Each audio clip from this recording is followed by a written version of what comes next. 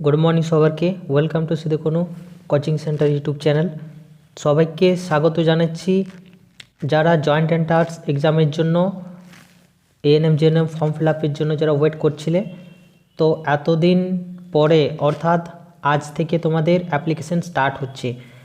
তো যারা যারা ইন্টারেস্টেড আছো, তোমরা জয়েন্ট এন্ট্রান্স পরীক্ষার মাধ্যমে এএনএম জেএনএম পরীক্ষা দিতে চাইছো, তো তোমাদেরকে বলবো তোমাদের জন্য গুড নিউজ। তোমরা যে এতদিন থেকে ওয়েট করছিলে, তো তোমাদের আজ থেকে অ্যাপ্লিকেশান স্টার্ট হচ্ছে, কবে শেষ হচ্ছে এবং কী কী বিষয় থাকছে, কোন কোন এলিজিবিলিটি ক্রাইটেরিয়া আছে 2024-এর জন্য, সবই কিন্তু ভিডিওর মাধ্যমে বিস্তারিত জানাবো। ঠিক আছে, তো চলো দেখি এক একটা। তো আমি দেখো ওয়েস্ট বেঙ্গলের যে জয়েন্ট এন্ট্রান্স বোর্ডের যে ওয়েবসাইট, সেই ওয়েবসাইটে আমি ওপেন করে রেখেছি। ঠিক আছে, তো এই ওয়েবসাইটে তোমরা চাইলে সেখান থেকে তোমরা নিজেদের মধ্যেও তোমরা চেক করে নিতে পারো। যদি না চেক করো তো আমি সবই ভিডিওটির মাধ্যমে এখানে জানিয়ে দিচ্ছি। তো দেখো এখানে লেখা আছে Paschimbanga joint entrance examination board. দেখো এখানে আসার পরে তোমরা ইন্ট্রোডাকশন যেটা লেখা আছে, তো এখানে তোমাদের কি করতে হবে না, এক্সামিনেশন যেখানে আছে সেখানে টাচ করার পর এএনএম জেএনএমে ক্লিক করতে হবে।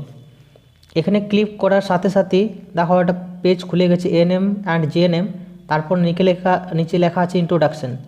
তো ইন্ট্রোডাকশনের নিচে একদম দেখতে পাচ্ছ, এখানে আমি একটু মার্ক করে দিচ্ছি এই দুটো পয়েন্ট। দেখো এখানে কি বলা আছে, টেন্টেটিভ ডেট অফ এক্সামিনেশন 14/7/2024, অর্থাৎ এক্সামিনেশন যেটা হওয়ার কথা ছিল সেটা কিন্তু আগেই ঘোষিত হয়েছে, 14/7/2024 কিন্তু হবে। অনেকেই এই আশাতে ওয়েট করছিল, বাট কবে ফর্ম কিন্তু অ্যাপ্লিকেশান স্টার্ট হবে। তো নিচের লাইনে লেখা আছে এখানে date of start online application 21/3/2024 to 21/4/2024, অর্থাৎ 21/3 থেকে স্টার্ট হচ্ছে, আজ থেকে স্টার্ট হচ্ছে, তোমাদের চলবে 21/4/2024 পর্যন্ত। অর্থাৎ তোমাদের প্রায় এক মাসের মতন তোমরা সময় পাচ্ছ। এই এক মাসের মধ্যেই তোমরা অ্যাপ্লিকেশানটাকে পুরোপুরি কমপ্লিট করতে হবে। এরপর আমি চলে যাচ্ছি এলিজিবিলিটি ক্রাইটেরিয়া বা কী বলা হয়েছে, এর যোগ্যতা কী দরকার, কারেন্ট ইভেন্ট। এখান থেকে ডাইরেক্ট তোমরা ডাউনলোড করে নিতে পারো। তো আমি এখানে ডাউনলোড করে রেখেছি অলরেডি আগের থেকে। তো এখন অবধি সকাল হচ্ছে, এখন অবধি কিন্তু অ্যাপ্লিকেশান স্টার্ট হয়নি। ঠিক আছে, এখানে দেখো লেখা আছে ইম্পর্ট্যান্ট লিঙ্ক কিন্তু এখানে তোমাদের শো করবে। ওকে, তো স্টার্ট হয়ে গেলে আজ থেকে স্টার্ট হচ্ছে, তোমরা হয়তো আজকে বাদ দিয়ে তোমরা কাল থেকে ফর্ম ফিল আপটা শুরু করবে, যেহেতু এক মাস সময় আছে তোমাদের হাতে। তো ওই জন্যে অত মানে প্যানিক হওয়ার কিছু নেই, তোমরা আস্তে আস্তেই ফর্মটাকে ফিল আপ করবে, যাতে ভুলভাল না হয় সেদিকে লক্ষ্য রাখতে হবে। 24-25-এর যে সেশন, এটা কিন্তু আজ থেকে স্টার্ট হয়েছে। তোমরা আজ থেকে তোমরা ওয়েবসাইটে গিয়ে চেক করে নিতে পারো, বা তোমরা আজ থেকে অ্যাপ্লিকেশান স্টার্ট হয়ে যাবে। এখনও পর্যন্ত স্টার্ট হয়নি, তো তার জন্য একটু ওয়েট করতে হবে। তো আজকে বিষয়টা যে মূল বিষয় ছিল সেটা হচ্ছে, এতদিন থেকে যে তোমরা ওয়েট করছিলে জয়েন্ট এন্ট্রান্স এক্সামের জন্য ANM GNM form fill up, সেটা কিন্তু স্টার্ট হয়ে যাবে, আজ থেকে স্টার্ট হওয়ার কথা এবং ডেটও দেওয়া আছে আজ থেকে। তো সবাই তোমরা জাস্ট একটু ওয়েট করো, 12টার পর বা 12টার পর দেখো লিঙ্কটা ক্রিয়েট হয়ে যাবে। ঠিক আছে, লিঙ্কটা এখানে দিয়ে দেবে, লিঙ্কটা দেওয়ার পরে তোমরা অ্যাপ্লিকেশান স্টার্ট করবে। এবারে চলে আসছি যে নোটিফিকেশানে কী সব বলা আছে, কী ক্রাইটেরিয়া আছে 24-25 সেশনের জন্য, সেগুলো কিন্তু সবাই ডিসকাস করব।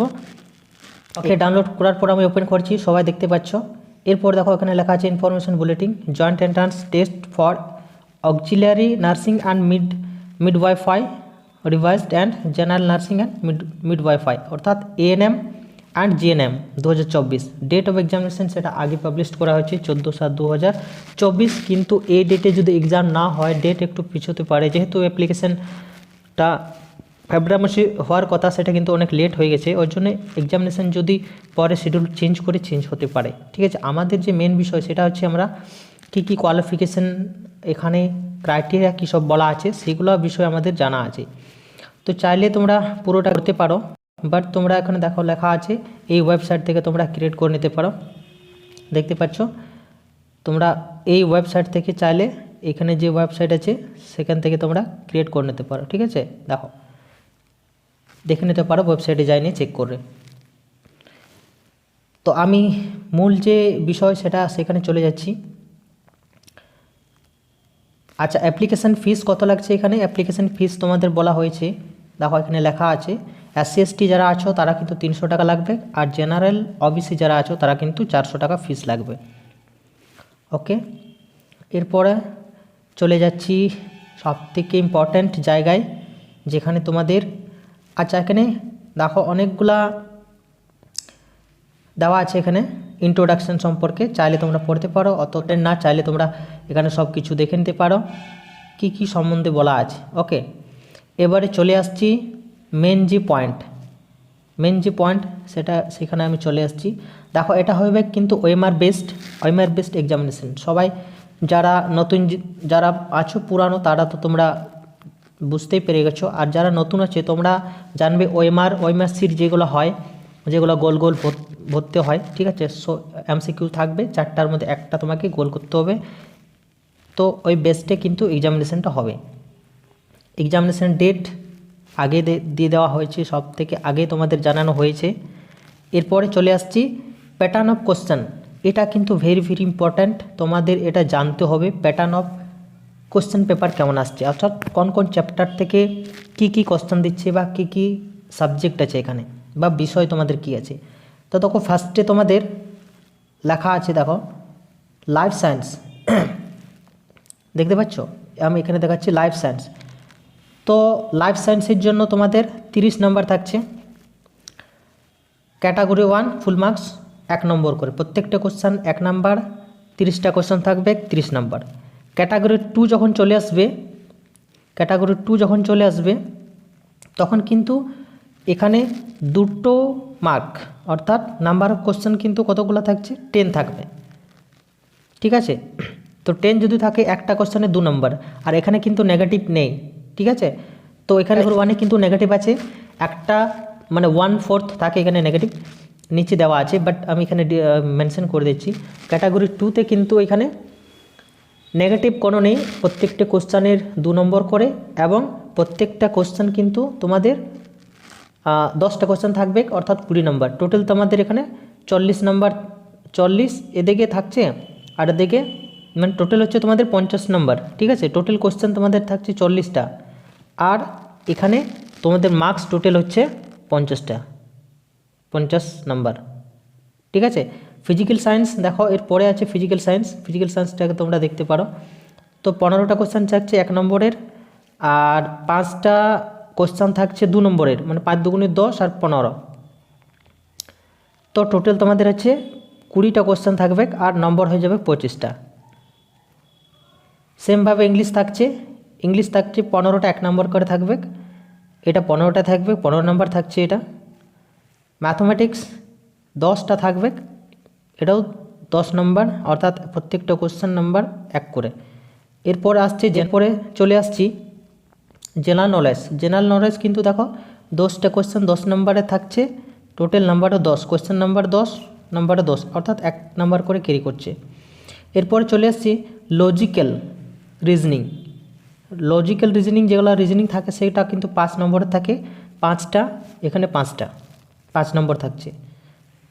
এরপর দেখো টোটাল কোশ্চেন কতগুলো আসছে, টোটাল কোশ্চেন তোমাদের কিন্তু সব মিলে 100খানা কোশ্চেন হবে, আর টোটাল নাম্বার তোমাদের হবে, টোটাল নাম্বার 100খানা কোশ্চেন, টোটাল নাম্বার 115 মধ্যে তোমাদের কিন্তু যত বেশি কাট অফ করতে পারো, যার যত বেশি কাট অফ চলে আসবে তারে কিন্তু র্যাঙ্ক তোমাদের সব থেকে টপে থাকবে, ঠিক আছে।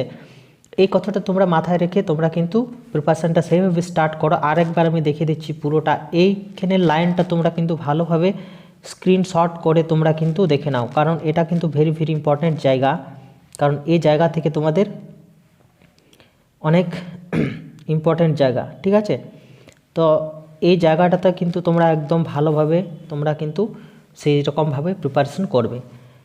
এরপরে চলে আসছি কাট অফের জায়গায়। কাট অফ বলতে, আচ্ছা এখানে লেখা আছে দেখো 1.5 ঘন্টা টাইম থাকবে, এখানে 1.5 ঘন্টা টাইম থাকছে, 1/1 অর্থাৎ 1.5 ঘন্টা টাইম মাল্টিপ্লাই হবে, কিন্তু MCQ কোশ্চেন এখানে থাকছে। এরপরে চলে আসো mode of answering of examination. OMR based হবে, এটা আমি ফার্স্টে বলে দিয়েছি। স্কোরিং অফ মেথড, যেটা ক্যাটাগরি কোশ্চেন অফ 1 আছে, সে scoring method question category 1, question category 2 দুরকম আছে। র্যাঙ্কিং, এরপরে চলে এসেছি ইম্পর্ট্যান্ট জায়গায়। এরপরে চলে আসছি সব থেকে নিচে, যেটা হচ্ছে ক্রাইটেরিয়া, এলিজিবিলিটি ক্রাইটেরিয়া। এটা তোমাদের জানতে হবে কারা কারা অ্যাপ্লিকেশনের জন্য যোগ্য হবে, ঠিক আছে। তো এই লাইনটা আমি একবার পড়ে দিচ্ছি।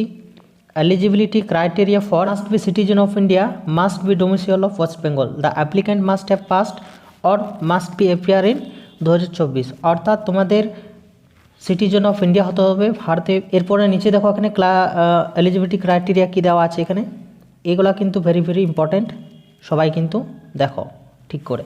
দেখো জেন্ডার লেখা আছে ফার্স্টে, জেন্ডার অনলি ফিমেল এএনএম, শুধুমাত্র এএনএম যারা অ্যাপ্লাই করবে তারা ফিমেলরা যোগ্য হবে, আর মেল ফিমেল বোথ কিন্তু জিএনএম অ্যাপ্লাই করতে পারবে।